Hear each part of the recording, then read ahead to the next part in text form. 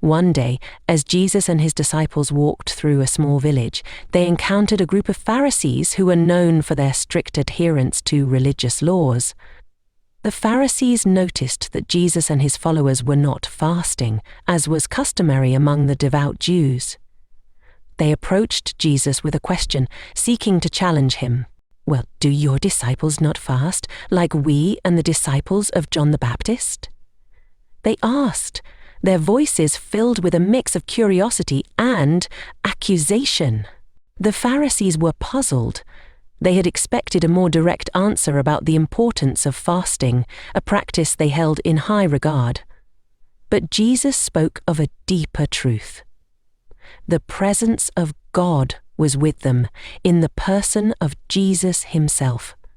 Just as it would be unthinkable for the guests at a wedding feast to fast while celebrating with the bridegroom, so too was it unthinkable to fast in his presence. Seeing their confusion, Jesus continued, "No one patches an old garment with unshrunk cloth, for the patch will pull away from the garment, making the tear worse, and no one pours new wine into old wineskins. If they do, the wine will burst the skins, and both the wine and the wineskins will be ruined. No, they pour new wine into new wineskins." The Pharisees had long prided themselves on preserving the traditions and laws of the past.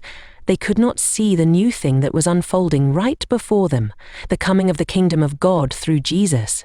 His message and his ministry was something entirely new, and they could not be contained within the old forms and rituals.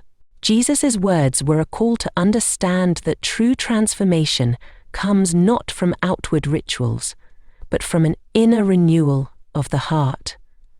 His disciples were not fasting because they were walking with the one who was bringing about that transformation, the one who would, in time, make all things new. As Jesus and his disciples continued on their way, the Pharisees were left to ponder the mystery of the kingdom, and the question of fasting lingered in their minds.